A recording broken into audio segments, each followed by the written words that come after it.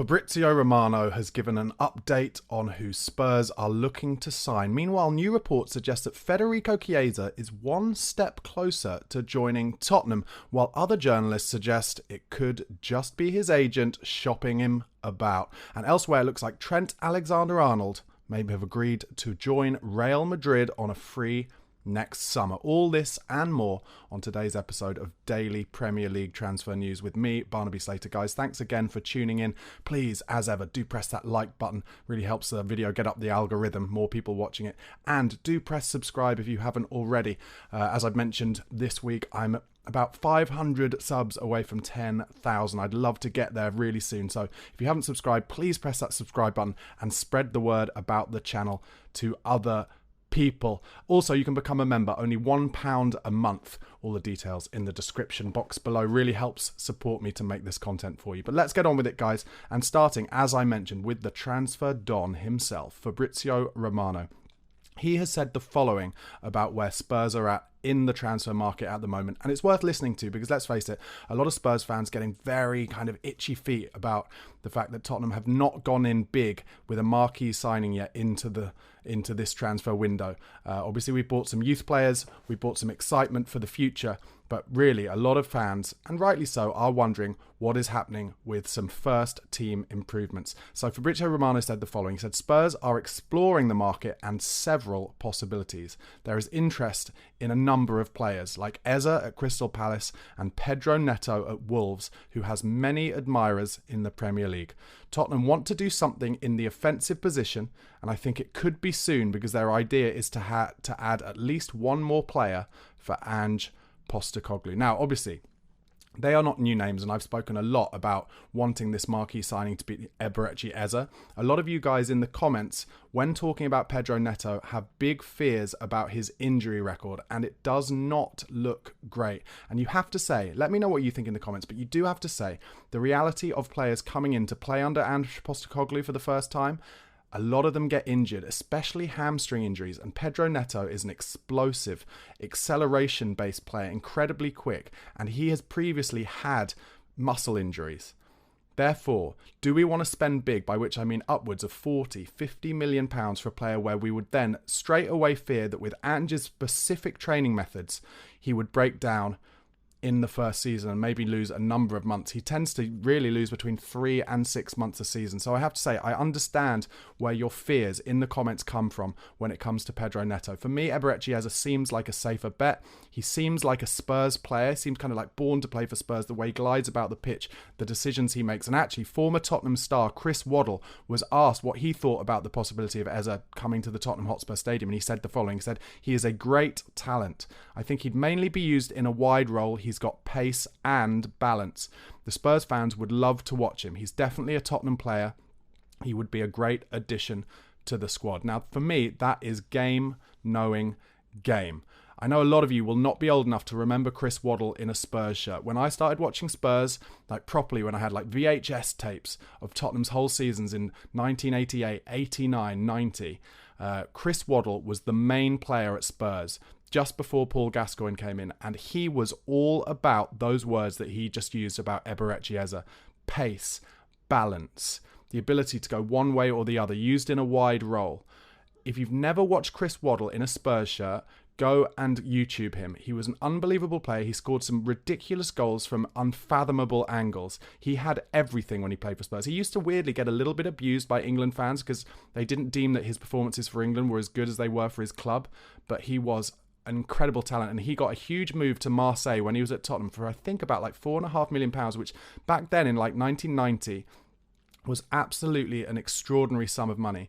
And also, I would urge you to go and watch some of Chris Waddle's performances for Marseille, because back then Marseille were European Cup winners. There was a bit of dodginess and corruption about it, but they gathered together a team of unbelievable players: Basile Boli, Chris Waddle, Jean-Pierre Papin, unbelievable early 90s players. And some of the clips that you will be able to find of Chris Waddle playing for Marseille, where he's basically like just nutmegging people, turning them, Cruyff turns everywhere, kicking the ball over their heads, kicking them back over their heads again, scoring with like little back heels, just taking the mickey basically. It's worth watching because when you hear then Chris Waddle talk about a player who Tottenham are interested in, like I said, it's game knowing game, and he knows what Spurs fans love, And Chiesa could, I think, potentially be that kind of player. So it's worth listening to what Chris Waddle has to say about that. Fabrizio Romano also went on to talk more about Tottenham and what we're after. He said, it's a possibility for Spurs to bring in a new midfielder this summer after Pierre-Emile Højbjerg's exit. I still think they want to do something in the offensive position, as he mentioned. So after Timo Werner, and despite the youngsters that they brought in, Bryan Hill also going to Girona, but in general I think they will do something in the offensive positions and midfield. This is the idea, one more talented player at least. So it might not just be an Eze in midfield. It might be a forward player as well. And obviously, as I've mentioned quite a lot, I think a lot will depend on whether Richarlison does go to Saudi Arabia. I'm still erring on the side of keep him, because if we make him enough chances, he will score goals. Let's not forget that Everton game at Goodison Park. You know, I've always said, and having spoken to a lot of Everton family and friends down the years, they've always said that Richarlison is better cutting in off the left, where he can open up that shot into the far corner. Now, of course, Spurs have the problem that we already have, like, arguably one of the best in the world at doing that in Son Heung-min. So are they swimming in similar waters, and has Ange seen that? And if he has seen that, is that why maybe he's potentially pushing for Richarlison to leave and for us to get a more kind of natural number 9 in? Maybe someone like a Tony or like a Gyökeres. And in which case, if Ange has made that decision, then for Richarlison to go to Saudi Arabia would make sense. But if he stays and plays the 9 and we get him enough chances, then I wouldn't mind that either. Let me know what you think in the comments, of course. Now, yesterday was a big day in terms of the rumours around Federico Chiesa. According to Florian Pletterberg of Sky Sports Germany, they said that Spurs have a concrete interest in signing Chiesa this transfer window. First talks with his agent Fali Ramadani have started, but no concrete negotiations at this stage. However, other reports have said Fali Ramadani, the agent representing Federico Chiesa, is currently in London to host talks about a transfer. The talks, however, are not only necessarily with Spurs, as the agent could be using London as a base for talks with other Premier League clubs. So that's another journalist kind of not disagreeing with Florian Pletterberg about that Chiesa possibility. However, Paul O'Keefe has said, I do not believe there's any truth to Chiesa. Spurs are being used as a name to try and tout Chiesa about. The last that he had heard was that Chiesa wanted to stay in Italy. So again, another rumour that won't go away, a bit like the Conor Gallagher rumour, although all the talk of Conor Gallagher lately is it's more likely he's going to go to Atletico Madrid. But I did listen to the View from the Lane podcast yesterday, which is brilliant. If you don't listen to it, make sure you do, hosted by Danny Kelly. And they were talking about how the Conor Gallagher possibility of Spurs isn't dead in the water. I think it was Charlie Eccleshare, brilliant journalist, who was saying that from The Athletic. So who knows? I do think things will wind up as it gets closer towards the end of the window. And let's face it, I know a lot of you are frustrated, and I get it. I understand the frustration. Getting a new signing in is important, and Ange did want them in early, and it would be better for any new signing, especially a marquee signing, to get to know Ange's way of playing as soon as possible. However, the market isn't really moving, other than Aston Villa, who've obviously had to replace players that they had to sell because of profit and sustainability rules, and arguably maybe Man United, Nottingham Forest. Not many clubs in the Premier League have been strong in the market. Arsenal haven't done a lot. They're trying to get players out as well. Man City, Pep Guardiola's talked openly about how unless they sell someone, it's unlikely they're going to bring anyone else in. I think they brought Savio in, is it? Maybe one from, I think that's from one of their sister clubs as well, maybe Girona. So not a lot going, and therefore what the market always needs is for kind of like a rolling ball to start. One big move to happen and then the other ones to kind of have a domino effect. And that's not happening at the moment. So I know it's frustrating, but don't get too wound up, because it's not just Tottenham. It's been slow. The Euros and the Copa America have a lot to do with that as well. And I think once the ball gets rolling, things will start happening relatively quickly. And, you know, as ever with football, because it's such a business and money is always involved, the ball will get rolling far more as the deadline gets closer, when chairman and sporting directors see that there is value in deals to be done. At the moment, all the clubs will be asking for the absolute top whack price, because they know there's a premium to be had for getting players in early. And if the clubs can't do that because they need to adhere to profit and sustainability rules, and they're worried about potential points deductions going down the line, then they're going to wait, and that's what's happening. And I know it's frustrating, but that's what's happening. Another rumour, according to the Corriere dello Sport in Italy, is that Tottenham have identified Fiorentina right-back Michael Coyote as a player that they want to replace Emerson Royal, who I'll talk a little bit more about in a second. He's a very exciting young fullback. However, how does that sit with you? Apparently Fiorentina want 20 million euros for him, but how does that sit with you now that it looks like Jed Spence is getting properly reintegrated into the squad? Let's see what happens. I think the Jed Spence thing may run and run. I want him to, I want this arc to continue where it looks like he might have a future at the club as backup to Pedro Porro, but Big Ange Postecoglou, we don't know what he's thinking. I guess we've got another friendly tomorrow, which I'll be doing on as a watch along on We Are Tottenham TV. So go over there if you haven't subscribed to We Are Tottenham TV. Go over there and you can watch me present tomorrow's watch along against the K-League All-Stars. I'd like to see Jed Spence get some more minutes in that game. Okay, Spurs apparently, according to Calcio Mercato in Italy, have lowered their demands for Emerson Royal. They did initially want 20 million euros, which AC Milan were balking at, but now they've reduced it to 15 million euros with 3 million euros in add-ons, and as a result, Emerson Royal is apparently finally nearly on his way to AC Milan. Another rumour is that Sergio Reguilon, another player who some in the comments would describe as Deadwood, by which I think we all know we mean not a player that fits into Ange Postecoglou's plans, doesn't have the attributes to play the Ange way as that inverted fullback. A rumour coming out that Sergio Reguilon could return to the club in which he was on loan at from Real Madrid when Tottenham bought him. He had his best days at Sevilla, and he could be returning there in the coming days. And if he does, it would not surprise me if yet again, like the Bryan Hill move, it is a loan with some kind of option on the back end. So let's hope that's another one that gets out through the door, kind of slashing the wage bill once again and hopefully allowing more budget to come into Spurs to get players through in the next few weeks coming into the club. Some quotes now from Spurs players, a lot of interviews being done out on the Asian tour. Lucas Bergvall was asked what the goals are for Tottenham this season. He said, "We want to qualify for the Champions League and the goal is to win the league." I wonder if that is something they're talking about more in the kind of medium term. But certainly this season, the achievable goal is to get back into the top four. Dejan Kulusevski has done an interview and he has said the following about the similar kind of question that was asked of Lucas Bergvall. He said, "Spurs has to be challenging at the top, and I think we showed glimpses of that last year, but we have to do it for a whole season. I think that's maybe the harder part of it, to not play good for maybe a month and then go down a little bit. I think you have to do it for the whole year like other teams like Man City and Arsenal did it last year. So that is what we are trying to train for. I noticed already a little bit of change in the training, and we are very, very focused on doing much better than last year." He was then asked more about those training changes. He said, "Last year was much more just play, play and do your thing. But now it's much more, they've been thinking a lot more about training sessions and trying to make everyone understand what they want from them in the team." Dejan was also asked if he's feeling settled going into his second season as a permanent Spurs player. Because, of course, let's not forget, originally he was on a loan, which we then made permanent last summer. He says, yes, very much I feel at home, like I'm 100% today, getting better. I just want to be much better. I want to be so good and help my team even more. So I just think about today. I'm just trying to live every day at my best. I love Dejan Kulusevski. He always comes across as such a grounded, humble guy. And let's not forget, I have to keep saying it, he's only 23 years old. He's achieved so much in his young career already, but he's not in his peak yet. He'll start reaching his peak around 25, 26. And we need to be confident that, especially with his versatility, that Tottenham Hotspur is the place for him. I know a lot of fans get on his back, but he really is a talent. Let's not forget how many vital crosses and assists and goals he's already made and scored for Tottenham Hotspur. He was also asked about playing as a number 10. He said, "I think last year was the first time I played as a number 10 in the Premier League, so people could see what I can do from that position.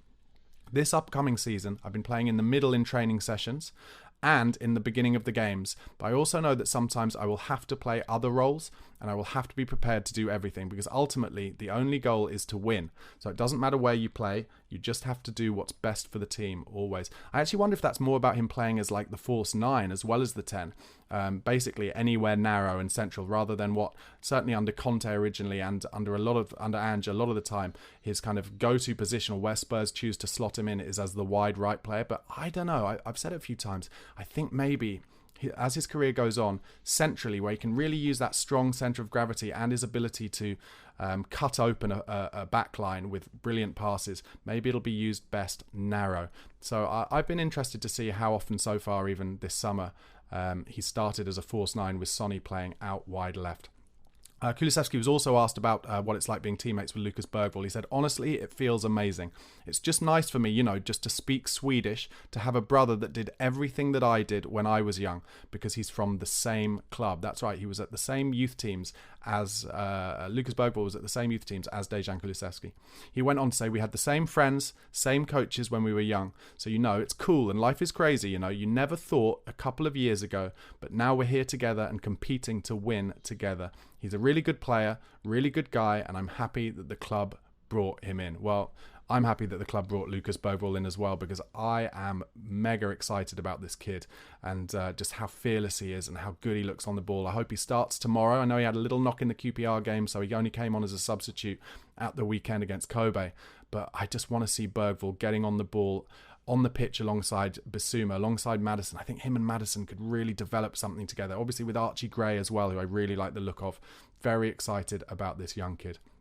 Some news came out of Tottenham yesterday that their association with David Pleat, the former manager of Tottenham Hotspur, but also since then has been a scout at the club for many and many years. They've said that their association with David Pleat is ending. And the statement went as follows. After more than 2 decades of association with the club, David Pleat is stepping back from his scouting duties. Daniel Levy, chairman, said, I should like to thank David for his contribution over so many years and in so many ways. He had and continues to have an encyclopedic knowledge of the game and players. I know he will continue to enjoy watching our games at all levels. David Pleat gave a statement and said, football is my life and continues to be. Spurs has been a huge part of that. However, the game and its methods change, and it's time for me to now step back from my scouting role. I look forward to watching the club have great success in the coming years. I hope to continue my association with the game. Well, David Pleat must be in his 70s now, and there's one line in that I think is quite interesting. He said, the game and its methods change, and I think that is probably a nod to the fact that now Tottenham have a very data-led recruitment side, and they've made a lot of changes in terms of recruitment with Johan Lange and obviously Scott Mullen above him kind of heading that up, and data is a huge part of it now. And I can imagine that David Pleat, who has been kind of scouting on his eye, has kind of been phased out by Tottenham. I think probably David Pleat's biggest success, and let me know in the comments if you can think of anyone bigger, but he found Dele Alli for Spurs and he pushed on Dele Alli. Spurs were not sure about taking him. David Pleat said for 5 million it will be an absolute steal, and he was proven absolutely right. And actually Tottenham, had they sold Dele Alli, I'm not saying I wanted them to, but had they sold Dele Alli when he was absolutely at his best and had his most kind of transfer value, Tottenham probably would have made upwards of £75 million on Dele Alli. But we got the good times from him as well, and what a brilliant flair player and exciting young player under Maurizio Pochettino he was. So David Pleat, done a great job for Spurs. He also took Spurs to the 1987 FA Cup final, the season that Clive Allen scored 49 goals for Spurs, and that was one of the most exciting Tottenham teams of the recent eras. So David Pleat's association with the club should not be downplayed. And he says at the end, I hope to continue my association with the game. So even though he's in his 70s, it doesn't sound like he wants to retire. It sounds more like Tottenham are going with that data-driven approach, and there's no room for him anymore. As I mentioned, lots of interviews happening out in Asia. Ben Davies has done an interview, which I think is really interesting. Some quotes from that. He says, one thing I've always tried to do in my career, and this is worth listening to because Ben Davies just celebrated his 10th year at the club last week. An incredible servant. I know a lot of people, certainly in the comments sometimes, say that he's trash and he's not great, but he is a brilliant professional, and I would happily see him at the club in a squad player role for a fair year or two to come. But he said, one thing I've always tried to do in my career is behave well and do the right things. Don't be late. I can count on one hand the number of times I've been late to a lunch or meeting in the whole time I've been here. These are the little details, the standards in training, the gym, the everyday things that have probably helped me stay at this level for so long. Hopefully it rubs off on these young guys. I hope the new guys see me as someone they can ask advice from if they ever need anything. It can be quite daunting coming to a big club like Spurs, so having someone to lean on can only help. This is an interview that he did with The Athletic, and I love that about Ben Davies. He's absolutely right. As a role model for young players who are earning a lot of money at a very young age, they need to be able to look up to people who are humble and grounded and have a long career at the top level. And Ben Davies really has, both in the Premier League and for Wales, reaching was it a World Cup semi-final in Russia? Unbelievable. He talked about playing for Ange Postecoglou. He says the feel of the players and the external feeling around the club has got a lot better. You can feel it when we get good results playing exciting football. There's just been a weight lifted off us. Well, there you go. There's a few people saying that Big Ange's style and system and way of playing isn't working, but it's working with the players and it's working with people watching Tottenham again now. They want to watch Tottenham. You know, your pundits, they all talk about they love watching Spurs. And as a Spurs fan, I love watching it too. I know we only came 5th last year, but I think we're going to improve again. Ben Davies was asked about his captain, Heung-min Son. Of course, they're very close. He said his public persona is the nicest guy in the world, and that's who he is. He's got a proper heart of gold, and he's really, really down to earth. I know he's this global superstar who everyone loves, but he's also the guy that when we're in the dressing room, we give him stick and treat him like a normal guy. He's probably got a harder life than most of us, given all the stuff he can't do, because of who he is. I love that interview with Ben Davies. I love hearing little insights from within the changing room. I love him talking so humbly and so groundedly about just being a professional footballer, what it means to him, and it would be no surprise to me whatsoever if down the line Ben Davies becomes an excellent football manager. Okay guys, before I go on to some more kind of wide-ranging Premier League transfer news and other news, please do, if you haven't already, press that like button on this video. I really appreciate it. Press subscribe. Like I said, I'm getting near 10,000 subscribers. I'm at 9,500 now. I want to get to 10,000, so please do help me. Press that subscribe button and tell, if you like the channel, tell other people you think might like it too and get them to come and subscribe. Also, you can become a member. Only £1 a month really helps me make this regular content for you. All the details in the description box. Okay, some more wide-ranging transfer news now. Napoli keep looking for solutions for Victor Osimhen as they want to bring in Romelu Lukaku from Chelsea as soon as possible. Apparently, they could be up for discussing Osimhen and Lukaku as a kind of swap deal. However, Osimhen, I think, is keen, according to reports, to join Paris Saint-Germain, but that deal is on standby. Over to South London and Arsenal. They apparently also, according to the Corriere dello Sport in Italy, are sniffing around Victor Osimhen.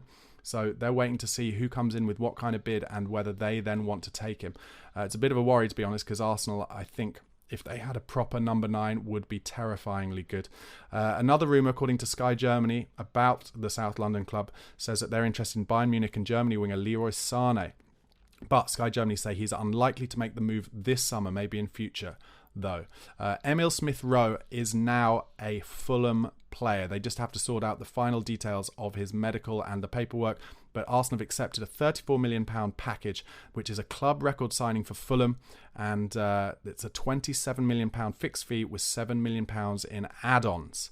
I mean, Emil Smith-Rowe, I think, had maybe one really excellent Premier League season for Arsenal. And then for them to get, £35 million for him, it's pretty decent. But I also think that's a good signing for Fulham as well. He can be like the main man over at Fulham and show what he's got. Be interesting to see if he ever makes his way back into the England squad as a result. Over to Brighton, they've completed a signing of Diego Gomez from Inter Miami. Lots of people talking about Gomez as a really excellent player. And once again, Brighton doing incredibly well to get potential young starlets relatively cheaply, and it would not surprise me if Gomez at some point, the Paraguayan talent, gets bought probably by Chelsea, I would have thought, for £100 million.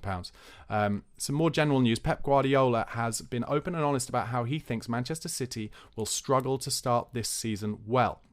He said, "We will arrive late, but not against Manchester United, not just against Manchester United, against Chelsea and Ipswich too. They're some of their early games." He says, "We will be late. It's about trying not to drop too many points, trying to compete well. We don't have players because they have to rest." That's because they've got players who reached the final of the Euros and the Copa America, a number of players who are going to have to rest.